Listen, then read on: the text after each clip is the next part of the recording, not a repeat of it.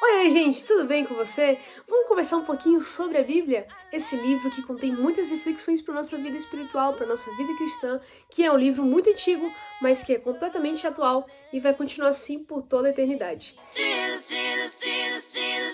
Nossa reflexão de hoje está baseada no livro de Ageu, capítulo 1, e como ele, apesar de ser um capítulo pequeno, eu vou deixar esse espaço agora para você dar uma pausa e você ir lá, orar, pedir orientação divina e você poder ler esse capítulo com calma, tirar as suas próprias anotações, ver aquilo que o Espírito Santo está conversando com você, e depois você voltar aqui para a gente conversar sobre algumas análises e algumas reflexões que eu tiro para a minha vida e gostaria de compartilhar com você também, tá bom? Ageu capítulo 1, vamos tentar entender o contexto desse texto? Bom, a gente está falando de um povo que retornou do exílio babilônico. Você pode encontrar a lista de quem retornou lá em Êxodo capítulo 1 e também em Neemias, capítulo 7 ou 8 ali. Você vai encontrar essa lista das pessoas que retornaram. Então a gente está falando desse povo que voltou, dessas pessoas que voltaram, estão se reerguendo, reconstruindo tudo novamente. Mas nessa reconstrução e reerguer, eles se esqueceram de um pequeno detalhe e queriam empurrar com a barriga uma responsabilidade que eles tinham como povo, nação escolhida por Deus. Primeiro, eles esqueceram de reconstruir o templo de Deus. O Senhor, ele vinha, ele demonstrava a sua glória dentro do templo. Lá as pessoas refletiam sobre o futuro Messias que viria, eles tinham um encontro com Deus, refletiam sobre a sua própria vida e também festejavam as festas com Deus. Festejavam as festas que Deus havia dado como memória de muitas coisas que ele já tinha feito no passado pelo povo, pelo seu cuidado e pelo seu amor. Eles tinham ido para a Babilônia por consequências das próprias escolhas, entendeu? Você pode pensar assim, nossa, mas por que Deus permitiu isso? Se ele amava tanto o seu povo? Acontece que o povo mesmo escolheu viver fora e longe da proteção divina, fora das mãos de Deus. E isso acontece muito na nossa vida espiritual, porque muitas vezes a gente escolhe viver longe da vontade de Deus, escolhe estar longe, fora da proteção divina, e a gente às vezes questiona Deus, olha para Deus, a gente fala assim, poxa Senhor, mas por que o Senhor fez isso? Sendo que foi nós mesmos que nos colocamos lá.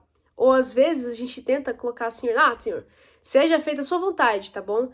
E aí não é de acordo com a nossa vontade, e quando não acontece, a gente briga com Deus falando assim, Senhor, o Senhor que não quis. A gente tenta jogar culpa em Deus. Jonas fez isso. Ele queria toda hora, constantemente, jogar culpa em Deus de coisas que ele mesmo escolheu, de coisas que ele fez, sendo que ele tinha uma responsabilidade. E agora, abrindo parênteses, uma vez que nós aceitamos a Cristo, nós somos salvos por Jesus, cada dia a gente tem que viver um batismo diário, a gente tem que buscar ser transformado diariamente. E quando algumas coisas aparentemente não dão certo na nossa vida, às vezes a gente tem o costume, eu tô falando às vezes nós, eu tô me incluindo nisso, de jogar a culpa em Deus, falar assim, Senhor, quem dera se eu estivesse no Egito. Senhor, por que o Senhor fez isso comigo? O Senhor não quer realizar a sua obra em minha vida, o Senhor não quer me abençoar, sendo que muitas vezes a gente só está fora da vontade divina. A gente não está reconstruindo e recolocando as prioridades certas nos lugares certos. No contexto, a gente está falando de um povo, como eu falei, que estava se reerguendo, se reconstruindo. E como você leu no texto, eles estavam falando assim, ainda não chegou o tempo de reconstruir a casa do Senhor. Só que o que Deus fala é o contrário. Ele fala o seguinte, gente, vocês estão aí construindo suas casas, fazendo as suas coisas, reconstruindo suas casas com fino acabamento, e o meu templo está destruído. E eu tiro algumas lições para minha vida. Eu tiro 5 lições desse texto. A gente pode tirar muito mais, mas eu tiro 5. Eu tirei 5 lições e tiro 5 lições para minha vida. Primeira é que muitas das dificuldades que nós enfrentamos é porque nós não restauramos o tempo do Senhor em nossa vida. Nós não reorganizamos as nossas prioridades. Existem dificuldades que a gente passa porque a gente coloca as nossas necessidades acima do reino de Deus, da justiça de Deus. Sabe aquele texto? É buscar em primeiro lugar o reino de Deus, a sua justiça, e todas as outras coisas serão acrescentadas. Às vezes a gente coloca coisas como prioridade na nossa vida que não deveria ser prioridade.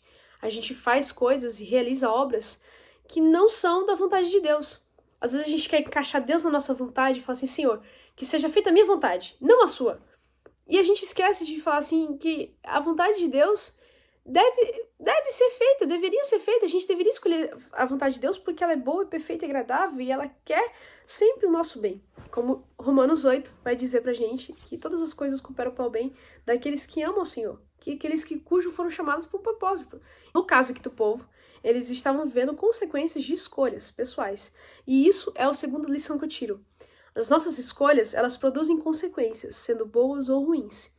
Logo, se eu faço a escolha de não colocar Deus como prioridade na minha vida, ou estar longe e me afastar da sua presença, por qualquer motivo que seja, eu vou sofrer consequências disso também. Mesmo dentro debaixo da presença divina, por conta desse mundo de pecado, a gente sofre as consequências do pecado, entendeu? Porque a gente só vai ser perfeito plenamente, glorificado plenamente quando Jesus voltar.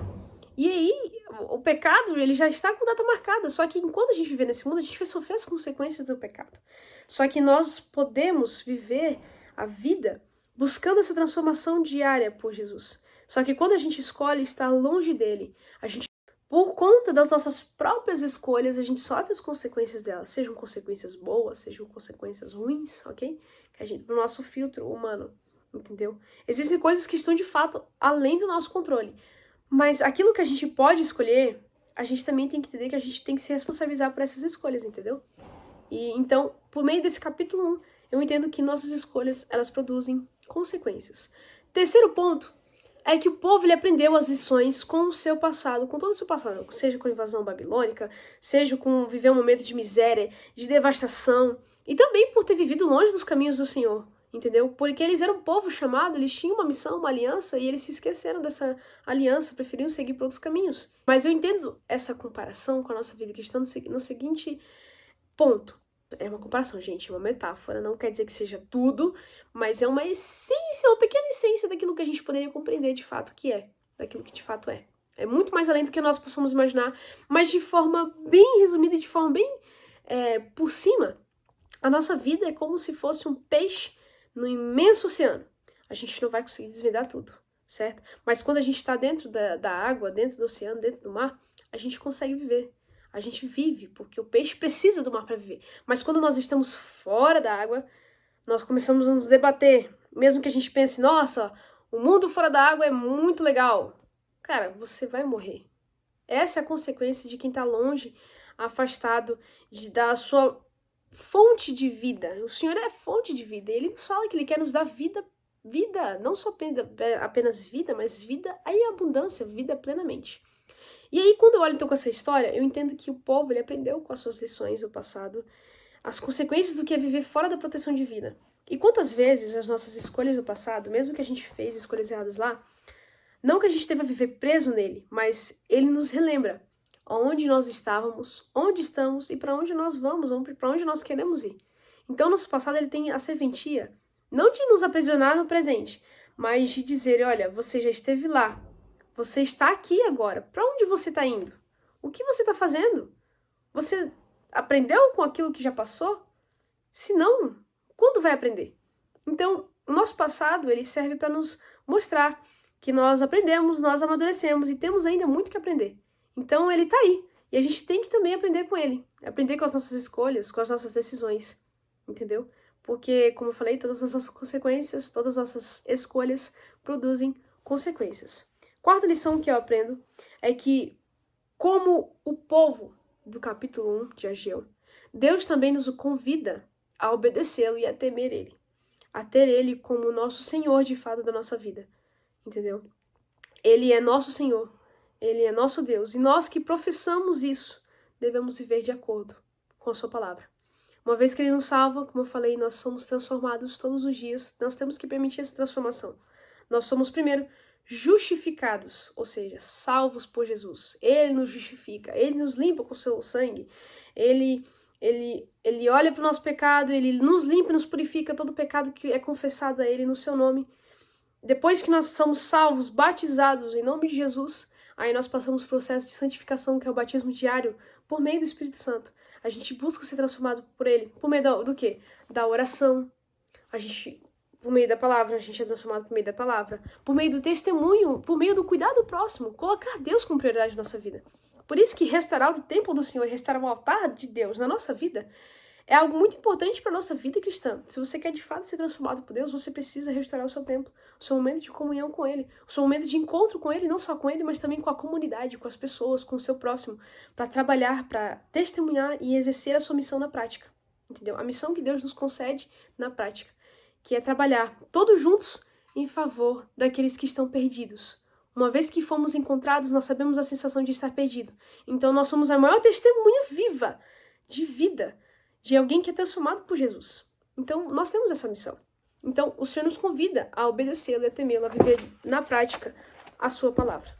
E por fim, e última lição que eu tiro para minha vida, é que não só ele é Senhor da nossa vida, como ele também ele quer ser nosso grande melhor amigo e também o nosso Pai querido. Ele está conosco e ele nos encoraja a nós nos aproximarmos e a seguir nos caminhos de Jesus, a gente se aproximar mais de Jesus, viver nele, viver por ele, viver para ele e viver com ele. Ele nos chama para nós vivermos com Jesus, ele nos chama e nos encoraja a realizar a sua obra. E enquanto nós trabalhamos, enquanto nós exercemos a nossa função, enquanto nós utilizamos os nossos dons e talentos na obra de Deus, a falar do seu amor, a testemunhar daquilo que ele fez em nós, enquanto a gente vive isso, ele vai cuidar das nossas necessidades. Sabe, quando a gente... O que Mateus 6, agora vamos para Mateus 6. O que Mateus 6 nos ensina? Enquanto a gente cuida das coisas do reino e da sua justiça, a gente conhece o nosso Deus, a gente cuida dele, a gente confia nele e exerce isso, tira um pouco de lado os nossos desejos egoístas, que são importantes, têm o seu devido local, sua devida importância no lugar certo. Mas quando a gente torna isso como Deus, a gente se esquece das coisas de Deus. Então, quando a gente coloca as coisas de Deus, as coisas do reino, a sua justiça como prioridade na nossa vida, então todo o resto será acrescentado, as nossas necessidades serão supridas, e é o que a gente vê aqui. O povo obedeceu à voz do Senhor, o povo temeu o Senhor, eles entenderam o conselho de Deus, falando assim, conselho não, o chamado de Deus para eles de reconstruir o templo, reconstruir o altar, reorganizar suas prioridades, e assim eles viveram outras histórias. E o meu convite a você, por meio do capítulo 1 de Ageu, é te chamar a restaurar o templo, restaurar o altar de Deus na tua vida, as tuas prioridades, reorganizar as ideias, refletir sobre como você está aqui hoje, aprender com as coisas que você já passou, entender que você tem um novo futuro, Deus nos concede um novo começo, todo dia Jesus nos concede, as suas misericórdias se renovam. Hoje é a oportunidade de você escolher Ele.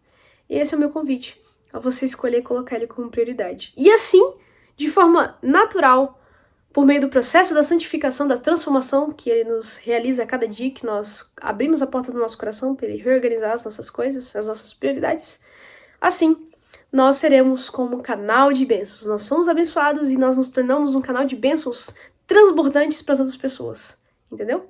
É isso, gente. Um beijo, um abraço. Que você fique com Jesus, tá bom?